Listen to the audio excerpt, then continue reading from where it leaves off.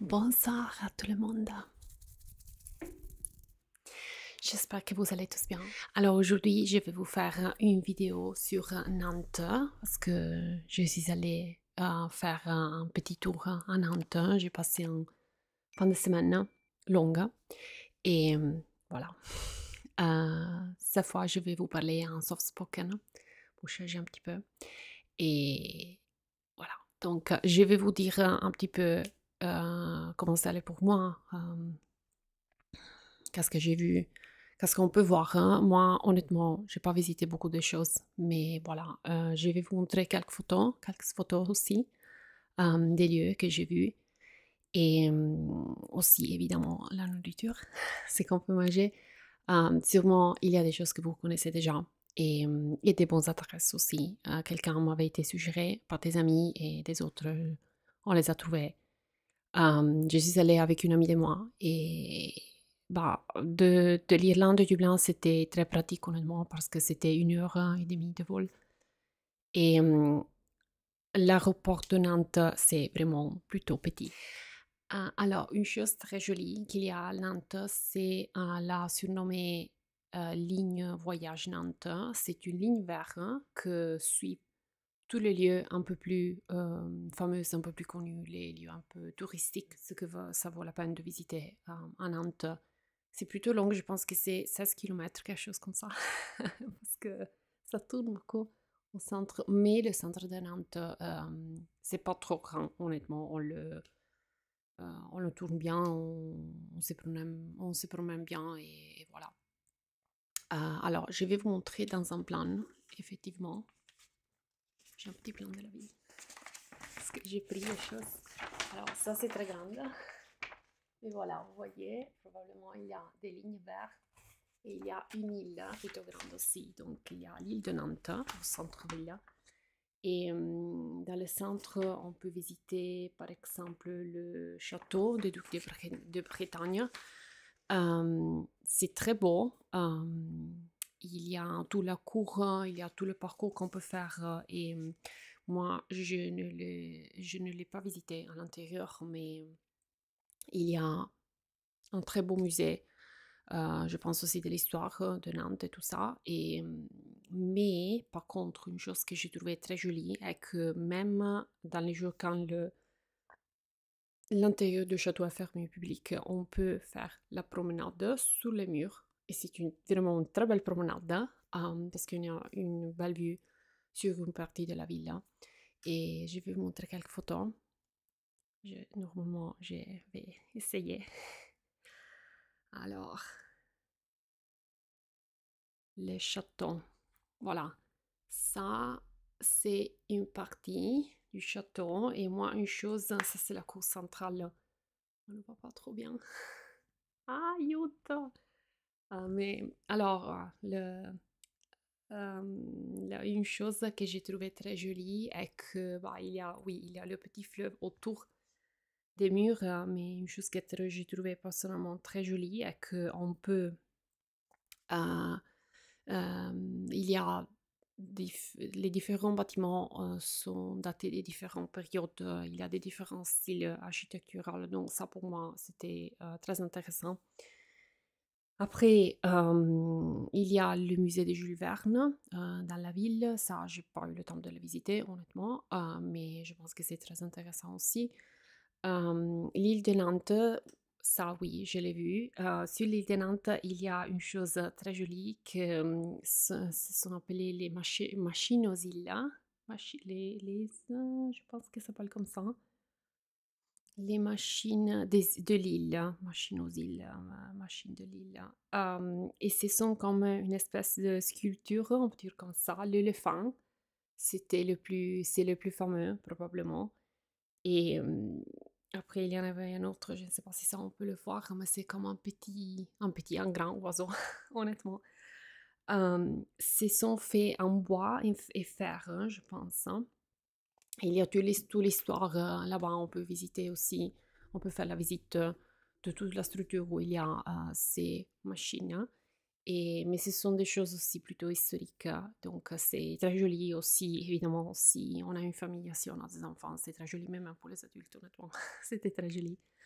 à voir comment ils sont tenus aussi, c'est très joli.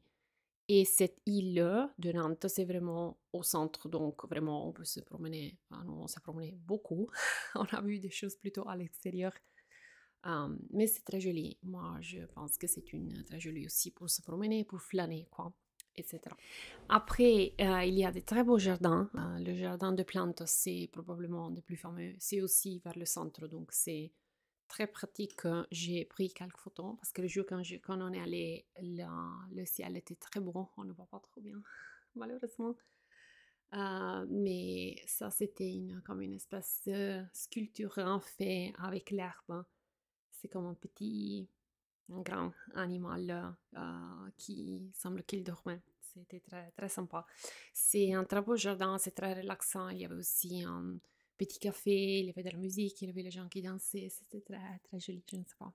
Euh, C'était très relaxant, voilà. Il y a aussi de petits lacs, je pense aussi. Oui, je pense que oui.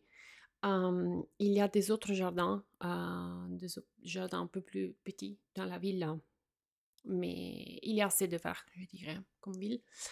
Après, la cathédrale de Saint-Pierre, mais ils sont en train de faire des travaux de restauration, donc on ne pouvait pas la visiter, c'est fermé pour l'instant. Après, il y a plein d'autres musées, très intéressants sûrement. Nous, on n'a pas eu le temps de les voir. Le musée d'art, après, il y a aussi, je pense, un musée d'histoire naturelle, ça sûrement est très intéressant aussi. Et la tour Lu, ça oui, j'ai une photo. Et la tour Lu a une histoire aussi un peu très particulière. Lu, c'est probablement un brand que vous connaissez. Ils font des biscuits. Je pense que le petit beurre, hein, qui est aussi un biscuit très typique de Nantes, c'est produit surtout par l'entreprise Lu. Effectivement, derrière, plus ou moins de la tour Lu, j'ai noté il y a un grand établissement de l'entreprise même, donc où ils travaillent aussi. Mais la tour Lu, aujourd'hui, dedans, il y a comme un centre culturel. Voilà. Je ne sais pas si on peut la voir, mais non, on ne la voit pas. Euh, Là, un petit peu probablement, oui. C'est une tour très particulière parce que la forme, c'est très particulière, hein. Je ne me rappelle pas toute l'histoire. Euh, mais ça semble comme une forme un peu arabe, d'une manière, je ne sais pas. Pour moi, c'est une tour très, très jolie, très sympa, comme style, voilà. Et après, quoi encore?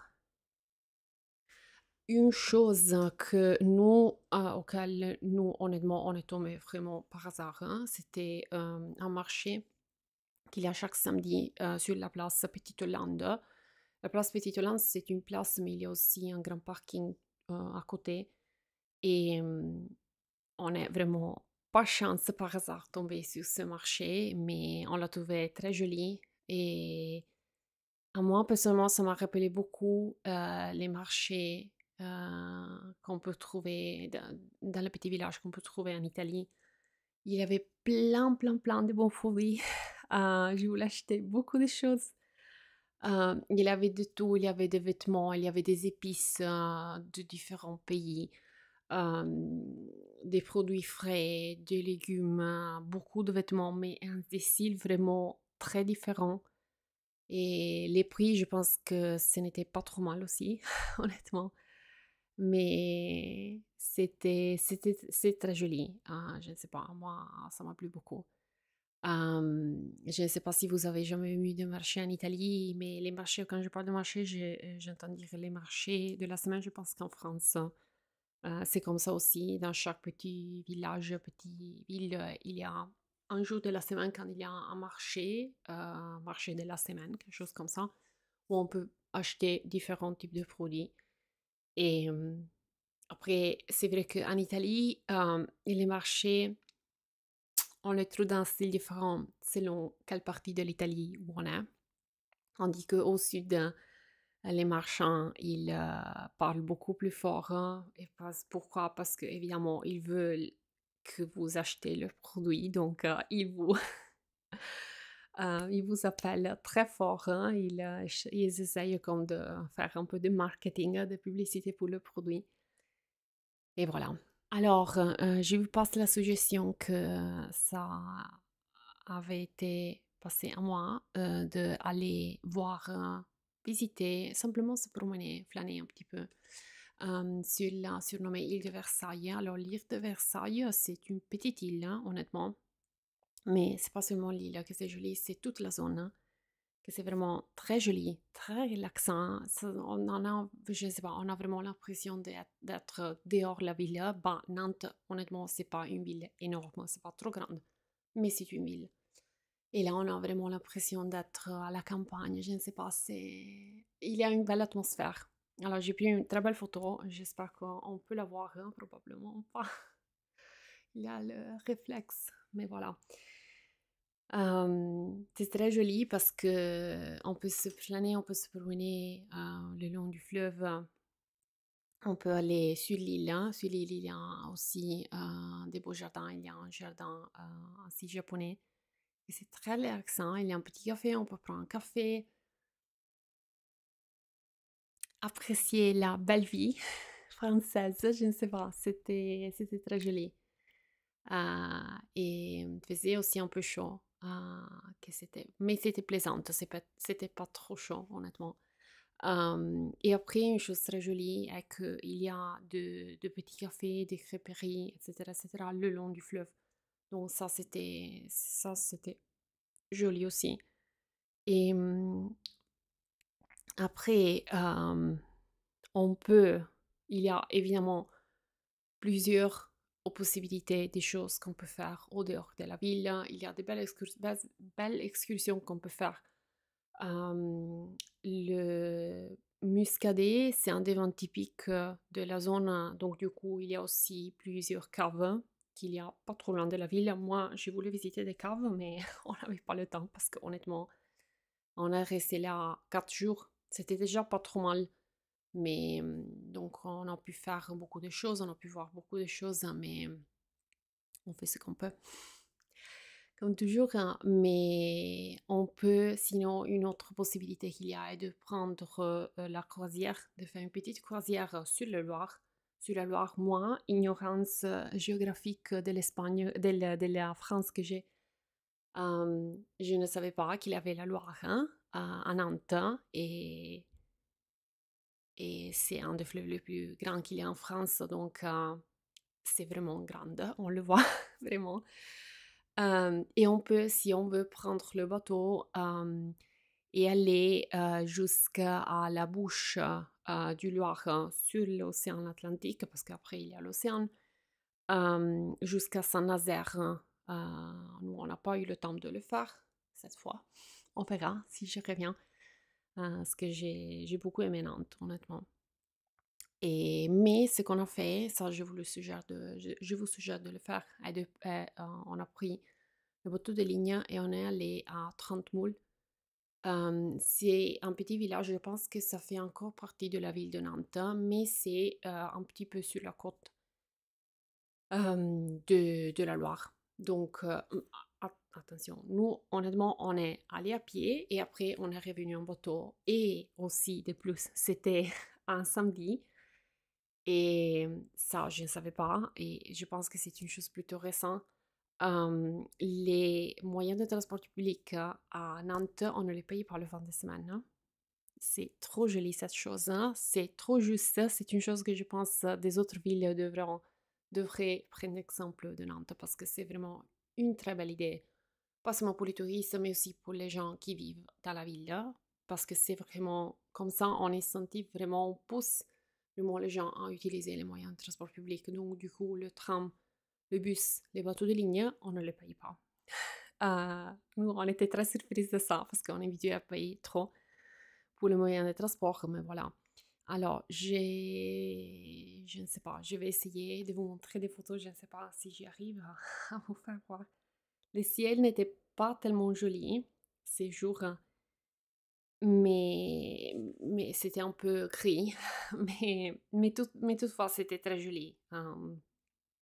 C'était très joli, ça on ne voit pas probablement. C'était très joli et il y a le long de la Loire, il y a beaucoup mais pas trop, petits restaurants, crêperies, cafés, des trucs comme ça où on peut s'asseoir, manger, profiter d'un café le long du fleuve. C'est vraiment hyper, très relaxant, très joli. Et pas trop touristique, honnêtement. Ben, Nantes même, honnêtement, si, il y a des touristes, mais pas trop, comme dans les grandes villes, sûrement. Donc, c'est pour ça qu'on peut profiter aussi beaucoup. Et je vais vous dire les noms des restaurants où on a mangé, parce que on a mangé dans un petit restaurant, on a mangé beaucoup de crêpes. Non, pas des crêpes, si, et des galettes aussi, però, aussi. Évidemment, parce que c'est une chose très typique, surtout de cette zone. Et, et voilà. Donc, on a trouvé aussi des très jolis magasins. Alors, maintenant, je vais vous dire un petit peu les... J'ai ma liste, donc c'est ça que je vais lire. Euh, les choses typiques qu'on peut manger. À Nantes, de plats typiques, nous, on a testé quelque chose de celles-ci, mais pas toutes, parce que des choses, on ne les a pas trouvées malheureusement. Alors, il y a la salade nantaise, canard nantais, évidemment, crêpes et galettes. Alors, si j'ai bien compris, corrigez-moi s'il vous plaît, si je me trompe, mais si j'ai bien compris, les galettes qui sont faites normalement utilisant la farine de sarrasin, je pense, hein, parce qu'ils sont marrons comme couleur, ils sont salés. Par contre, les crêpes, normalement, ils sont doux, je pense. Ça, on en a mangé beaucoup, honnêtement, et c'était tout très bon. Il y a des fromages typiques aussi, le Saint-Julien de Concelles, la tome chapelaine. Après, bah, évidemment, on utilise beaucoup du beurre. Il y a une sauce au beurre blanc qui est utilisée souvent avec le poisson. L'andouille de langue, le vin à muscadet, je mentionnais déjà. Au niveau de gâteau, des choses doux. Le petit beurre, j'en ai acheté aussi pour ramener chez moi. La rigolette, connu comme le bonbon de Nantes, botreau de Nantes, tourton de pain nantais, bellico nantais, gâteau nantais, ça on l'a mangé. La confiture de mouroise, on en a vu beaucoup. Souvent, on a trouvé quelques petits magasins où ils vendaient aussi des produits typiques de saucisson. Si on en a vu beaucoup des autres vins et aussi le citre. Je ne savais pas que c'était tellement typique. Et après, je vais vous mentionner un petit peu et décrire un petit peu les bonnes adresses qui ont été suggérées à moi et où que j'ai trouvé. Alors, le fils à maman, c'est c'est très particulier. C'est un restaurant très... euh, moi, je l'appellerais un petit peu un restaurant vintage, mais des années 80-90, hein, parce que c'est très sympa comme restaurant, comme atmosphère, surtout parce qu'ils ont essayé de recréer un peu l'atmosphère des années 80-90. Donc, si vous êtes grandi dans cette année, euh, c'est très joli. Si on a de belles mémoires, c'est joli. Et il y a des petits jeux qu'on peut faire. Il y a des plats très simples, hein, honnêtement, mais c'est l'atmosphère surtout que c'était joli, je pense. Ça, on n'a pas réussi à aller, mais ils m'ont dit que au parc Guinguette, qui est au dehors de la ville, hein, il y a le Nantais que c'est comme, comme street food pratiquement, où on peut goûter des plats typiques, des choses comme ça. Le petit baigneur, on voulait aller. euh, on est passé devant plusieurs fois et malheureusement, quand on a été passé, c'était fermé ou des autres fois, on ne pouvait pas s'arrêter, je me rappelle plus. La chose très jolie est que ce petit, je pense que c'est plutôt un bar hein, plus qu'un restaurant parce qu'ils servent pas beaucoup de choses à manger, c'est plutôt de petits trucs comme des, moi je les appellerais cicchetti, c'est comme des petits tapas d'une manière, mais surtout là, gens s'arrête pour boire un truc. Et ça, et tout ça, la chose plus intéressante, moi je trouve que ça se trouve effectivement sur un bateau, sur un grand bateau, sur le fleuve. Je ne sais pas si c'était sur le Loire, probablement un bras de la Loire. Mais même de aller voir de l'extérieur, c'était très joli. Euh, Puis on est allé dans plusieurs crêperies, évidemment. Au Vieux Quimper, je pense que c'était la première où on est allé. Quand on est arrivé, moi j'étais arrivée l'après-midi, donc j'avais beaucoup de faim. Et on est allé là, on a pris une galette et après une crêpe à partager. Et c'était pas trop mal.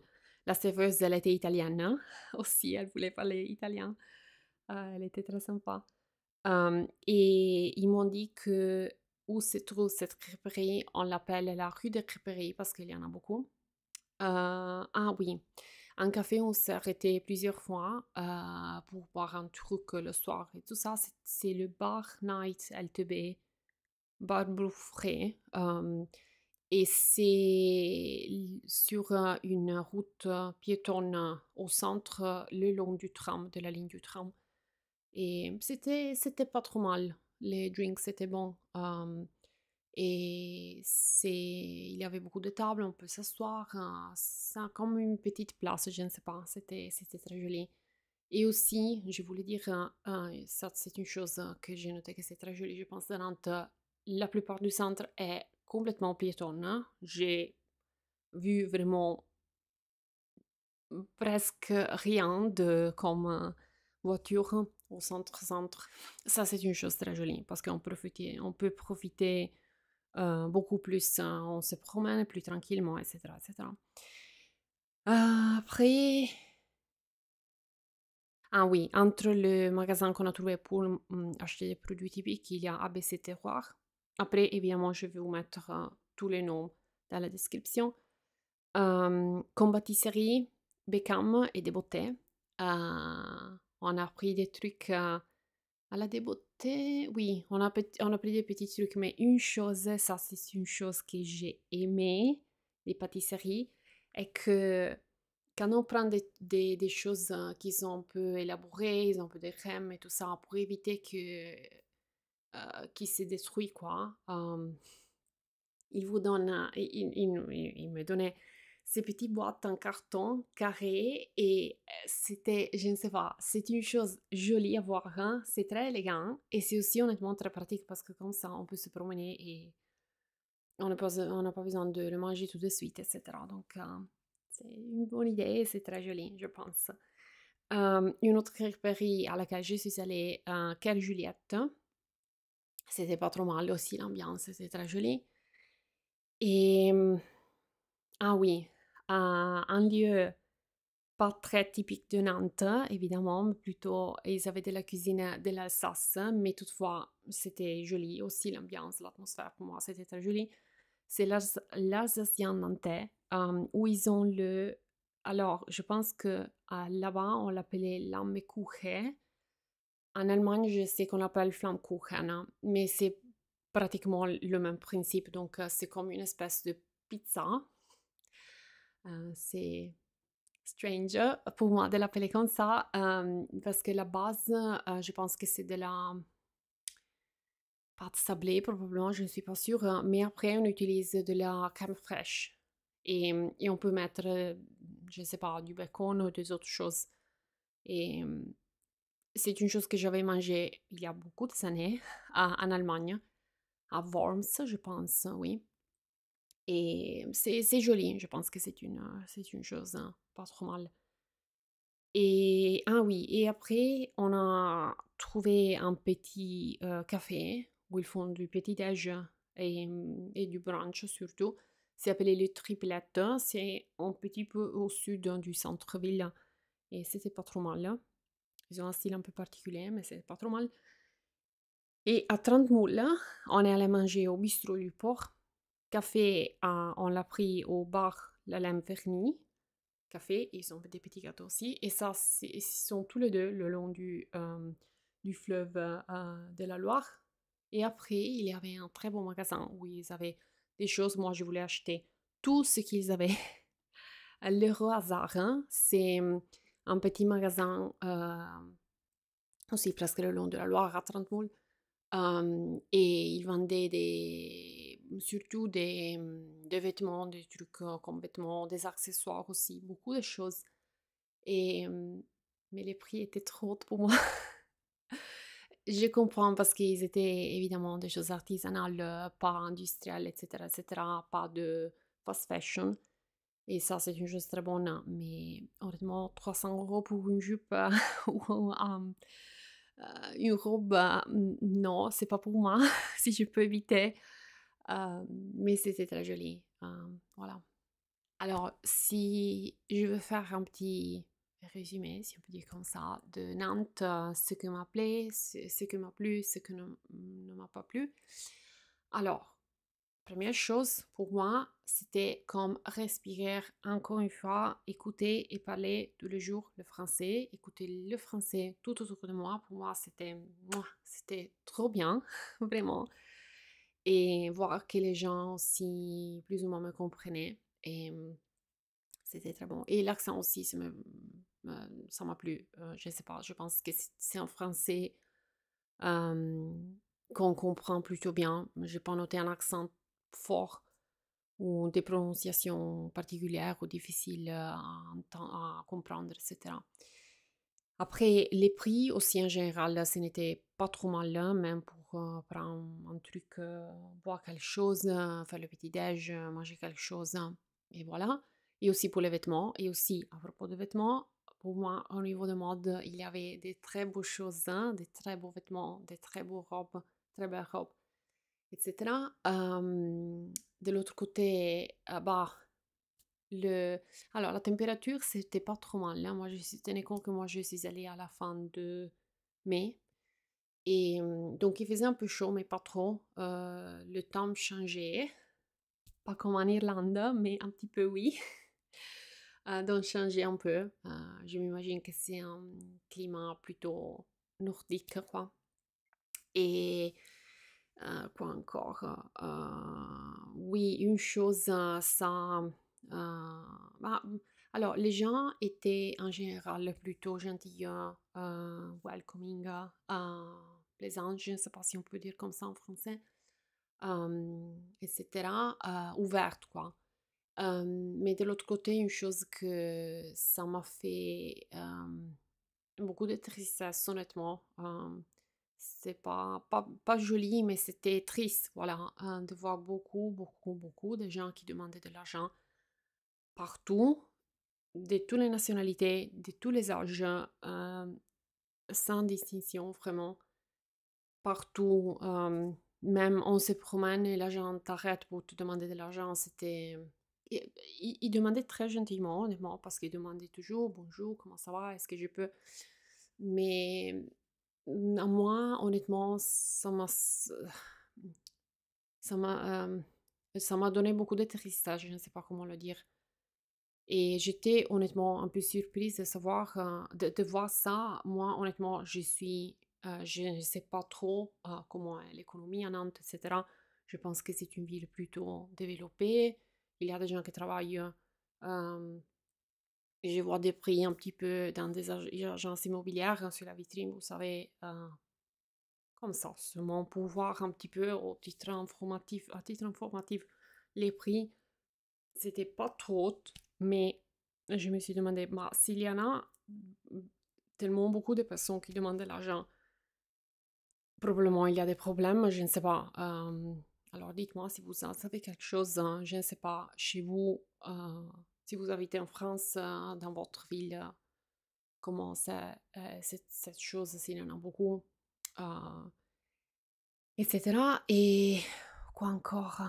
Ah oui, une chose qui c'était un peu dommage, hein, honnêtement. Nous, on voulait évidemment tester, prouver des plats typiques, des choses typiques. Oui, on a trouvé des choses, mais honnêtement, malheureusement, on a eu un peu du mal à trouver des choses un peu typiques, à part les galettes et les crêpes, évidemment. Mais sinon, à part ça, c'était un peu compliqué, quoi. Je sais, il y avait des restaurants où on payait un peu plus, probablement là, on pouvait trouver des choses. Mais voilà. Et pour curiosité, je suis allée dans un supermarché aussi, je ne me rappelle pas le nom de la chaîne. Euh, mais ça, c'est une chose, je ne sais pas si vous le faisiez aussi, c'est une chose que j'aime faire quand je voyage, hein, parce que surtout si je voyage dans un autre pays. Parce que je ne sais pas, ça me donne un peu l'idée de quotidiennité, qu'est-ce que signifie vivre dans un lieu au niveau des prix quotidiens qu'on peut voir au supermarché, parce que au supermarché, on voit souvent, évidemment. Et aussi pour faire un peu de comparaison, ok, ici ça coûte comme ça, ici ils ont des choses comme ça. Et honnêtement, j'étais très contente parce que beaucoup de choses italiennes. Euh, Comme par exemple, il y a les crèmes doux de Rigoni d'Asiago, je ne sais pas si vous la connaissez, c'est une des brands les plus bonnes pour les crèmes, comme par exemple la noisette ou pistache, des choses comme ça. À Dublin, j'ai vraiment du mal beaucoup à les trouver. Mais là, le premier supermarché où je suis rentrée, j'en ai trouvé. J'étais très surprise. Donc ça, c'était très joli. Par contre, une chose, désolée, mais je dois le dire, hein, moi, j'aime le café. J'aime le bon café, vraiment, again. Désolée si je le dis, mais j'ai vraiment du mal beaucoup à trouver des bons cafés, même de bons cappuccinos. Je dis même de bons cappuccinos parce que je pense que euh, c'est un peu plus simple, on peut dire comme ça, de faire un bon cappuccino plutôt qu'un bon espresso. Moi, par contre, normalement, je prends le macchiato, qui est comme un petit cappuccino, on peut dire, plus ou moins. Donc, c'est un espresso avec un petit peu du lait, du foam aussi, du lait. C'est plus petit, mais je vous l'ai dit, je suis très désolée. C'est vraiment dommage, je suis désolée de le dire, mais j'ai bu des cafés que c'était très mal dans plusieurs parties, dans plusieurs cafés. Et je pense aussi, dites-moi si je me trompe sur cette chose, hein, mais probablement c'est pas même une chose très, très recommandée, très... euh, ça, je comprends que ça ne fait pas partie de la culture, donc je ne m'attendais pas de trouver des très bons cafés, des très bons pizzas, parce que ce n'est pas même logique, évidemment. Chaque pays a ses produits typiques, et c'est bien comme ça, évidemment. Mais je voyais dans les menus du café, il y avait espresso, cappuccino, et plus ou moins c'était comme ça. Il n'y avait pas des autres choses. Donc, par exemple, dans un café, j'ai dû vraiment expliquer comment faire un macchiato parce qu'elle ne savait pas qu'est-ce que c'était genuinely. Pour vous faire une différence, en Angleterre et en Irlande aussi, évidemment, le café, c'est pas une chose typique, mais les gens sont plus habitués à prendre le café et différents types de café. Donc, quand on va dans un café, on a 10 différents types de café. Espresso, macchiato, cortado, latte. Ici, il s'appelait latte, mais en italien, c'est une autre chose. Ice coffee. Donc, il y a vraiment beaucoup de choses. Et il y a beaucoup de cafétéries. Je ne sais pas si on les appelle comme ça. Il y a beaucoup de chaînes aussi. Évidemment, il y a Starbucks aussi à Nantes, mais voilà, c'est une petite note au niveau de café. Mais sinon, c'est une belle ville. Et voilà. Ah, aussi, j'ai pas dit au début, elle est très bien connectée avec l'aéroport. Euh, on sort de l'aéroport, il y a le bus Aérolib, je pense que c'est pas quelque chose comme ça. Naolib, je pense. Ça coûte 10 euros pour aller au centre et aussi 10 euros du centre à l'aéroport et ça passe chaque 20 minutes, quelque chose comme ça. Et c'est pas trop mal. Alors, merci beaucoup pour avoir regardé cette vidéo. Désolée pour mon silence dans les derniers mois. J'ai pas eu le temps de travailler sur les vidéos, malheureusement. Mais ça va, j'espère que vous allez tous bien aussi, évidemment. J'espère que vous avez aimé cette vidéo. Je vais vous mettre tous les infos sur la description, choses qu'on peut voir, bonnes adresses, plats typiques, etc. Si vous avez aimé la vidéo, rappelez-vous de mettre un like, de vous abonner à ma chaîne et vous pouvez contribuer à ma chaîne sur Ko-Fi et on se voit à la prochaine. Merci beaucoup.